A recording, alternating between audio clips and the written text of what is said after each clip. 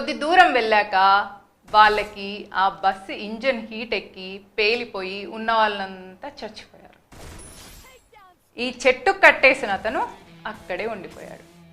దీన్ని ఈ ఎడారి మతాలోళ్ళు ఏమనుకుంటారంటే, వాడి మీద సాతానుంది కాబట్టి వాడికేం అవ్వలేదు, మనకయింది అనుకుంటారు.